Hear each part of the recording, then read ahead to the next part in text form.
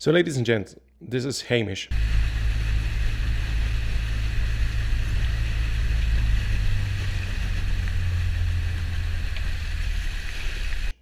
Hamish sent me his footage. Extremely polite chap.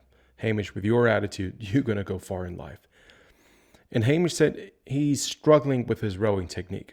Let's just let this sit for a bit, because Hamish, your technique is almost perfect. I really had to have a very close look.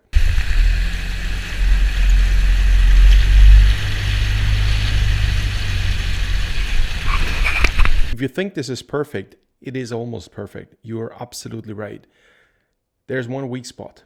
Apparently at the finish, you're pushing your chest out. I know you guys in the UK love to do that. I like to take it a step lower, and I like to say I try to push my upper abs out. So instead of bringing the chest forward here, because this will bring your shoulders back here. I know you guys in the UK always do this, and it's better to do this in a unified way. But if you're not in the UK and you don't have to adhere to this rowing style, I like to push the upper abs out. And there's a distinct reason why I like to do this. Here, if you go on Google and you look for transversus abdominis, you find a picture by Ken Hub. And it looks like this. That green muscle is called the transversus abdominis. And it essentially is like a muscle ring. It's like a corset. And what we need to use in rowing is, apart from the superficial muscles on the outside, we need to use the deep layer muscles, but they're so difficult to trigger. By bringing the chest out, if you look at this picture here, for example, you see that the chest is actually above that.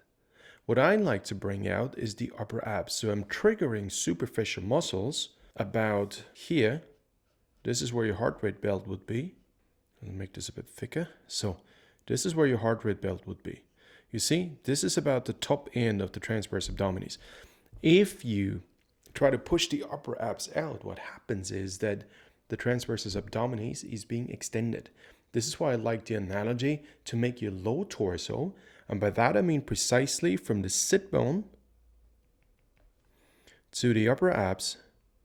Try to extend it. By extending it, you use superficial muscles, but you take along the transversus abdominis, which grants all the stability in the world. So you don't need to focus exclusively on pushing the low back in and doing that. Just try to extend it. Another analogy you can use is feel like a ski jumper coming off the table. Hey, I've got no clue about ski jumping, and I would not do this for no money in the world. But I believe when I see these ski jumpers, to me it feels like they must be trying to extend their torso as well. Let me show you what I mean. Here's a nice one. I think they're trying to have their torso as long as possible. Absolutely as long as possible. And the same principle should apply to us, because this allows us to trigger the transverse abdominis so well. Now, going back to Hamish's video, at the finish and at the catch and throughout the entire drive, we need as much stability as we can possibly get. So if we now bring the chest forward, what do? I do it from the side.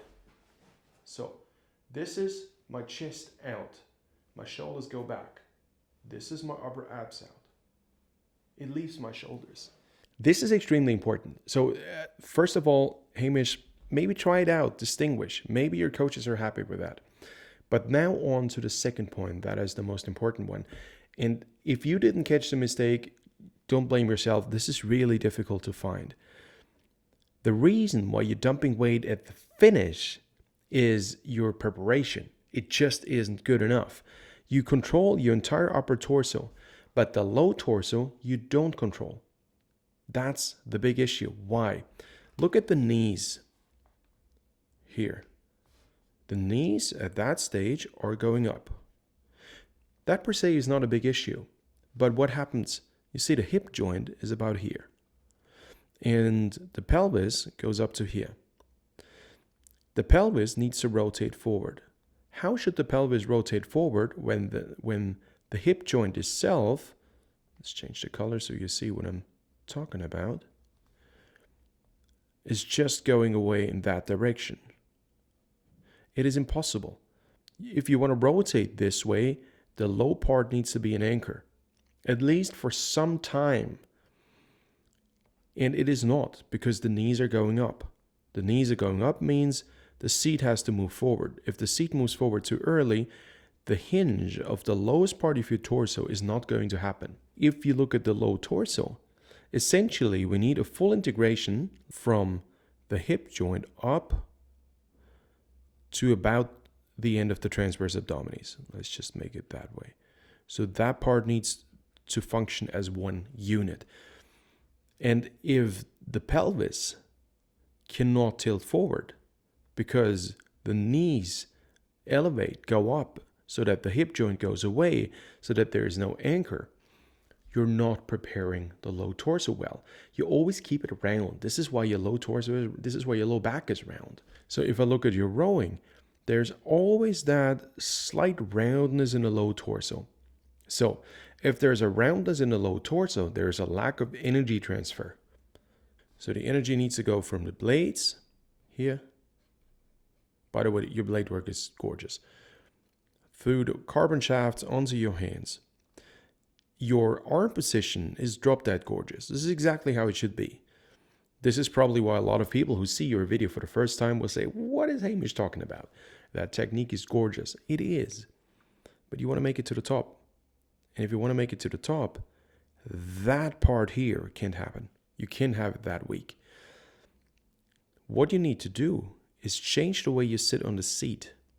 Essentially, your entire butt needs to rotate from that position to that position. That's the rotation you need to be doing. And it's not happening. So let me color this differently. We need to go into that position. And you are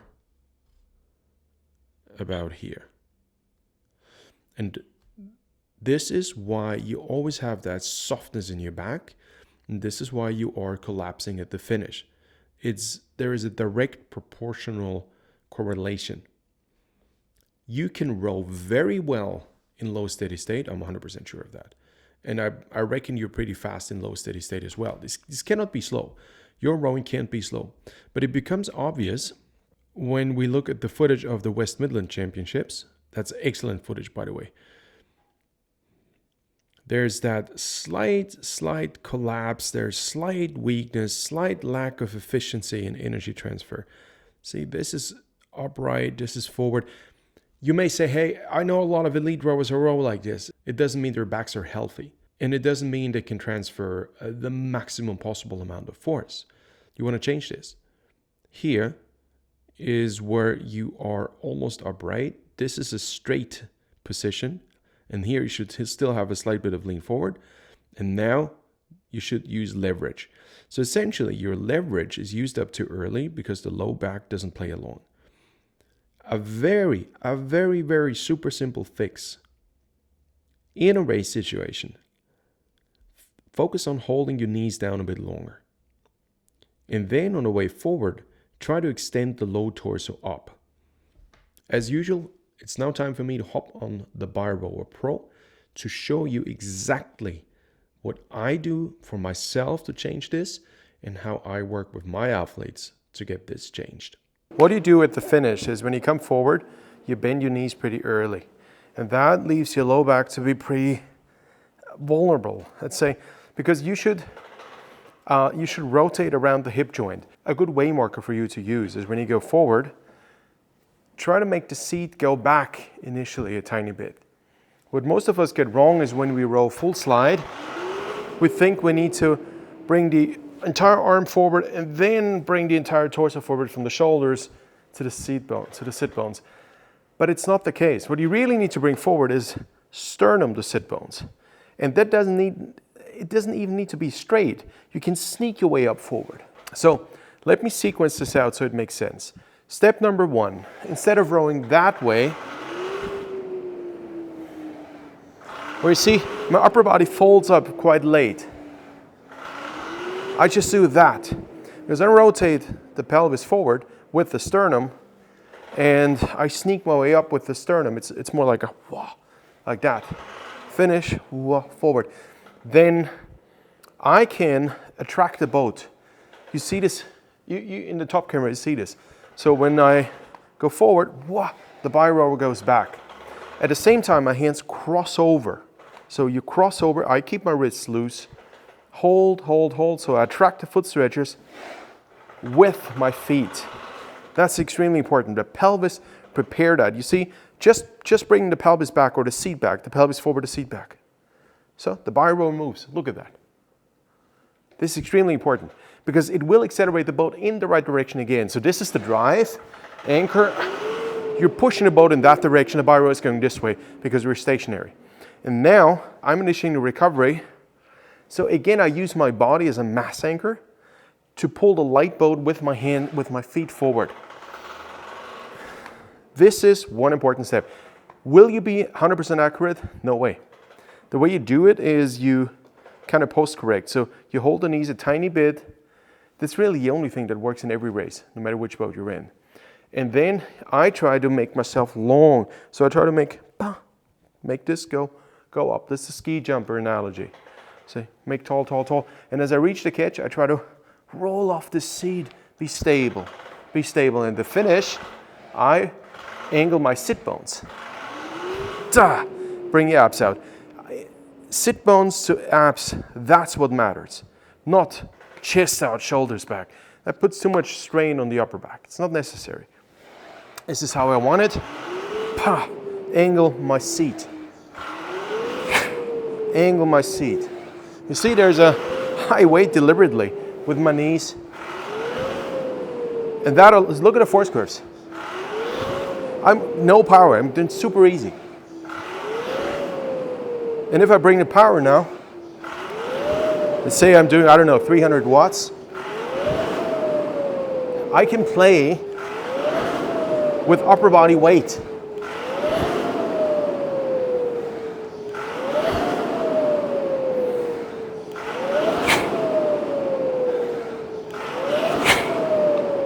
This is smooth. Hold the knees down. All right. Hamish, I hope this helps. This is such a great coaching tool. Birower.com. Hamish, ladies and gents, I hope this was helpful. It's an issue that many people have, and I hope that this video helped you to solve it for yourself. Hamish, thanks once more for sending that footage, and I wish you all the best. If you want to get live coaching on this, online coaching, join the AramTraining.com training programs or join the Saturday live classes. I hold multiple live online rowing classes every week. You can join them from your boat with a phone with Zoom installed and a Bluetooth headset, or from your bi rower or from your linear rowing machine, whatever you have available. So we can progressively work on your technique each week, 45 minutes. And I also have training programs where I write your training plan, and we have 1, 2, 3, 4 or more one-on-one sessions every week. So see it like a boot camp, see it like a power play phase where I coach you to solve this issue. It's not technique quite often, it's technique and strength in doing the right things. It's a comprehensive package that I'm trying to offer based on many years of rowing and coaching experience. Now, if you're interested in the BiRower Pro, go to birower.com.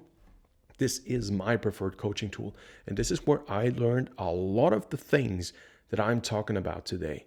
Having force curves in front of you and being able to see yourself or coach somebody and have the feedback of force curves in a true rowing environment where your back doesn't get hurt is priceless. For me, I can't possibly imagine to coach without the BiRower anymore. If you want to contact me, just like Hamish did, go to rowing.zone.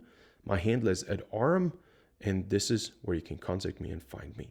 If you want to send your footage, upload it to Google Drive, contact me on rowing.zone, and tell me what you're working on and how I can help you best. With this being said, thanks for subscribing and watching. I hope it was worth your time, and I'll see you in the very next video. Cheers, bye-bye.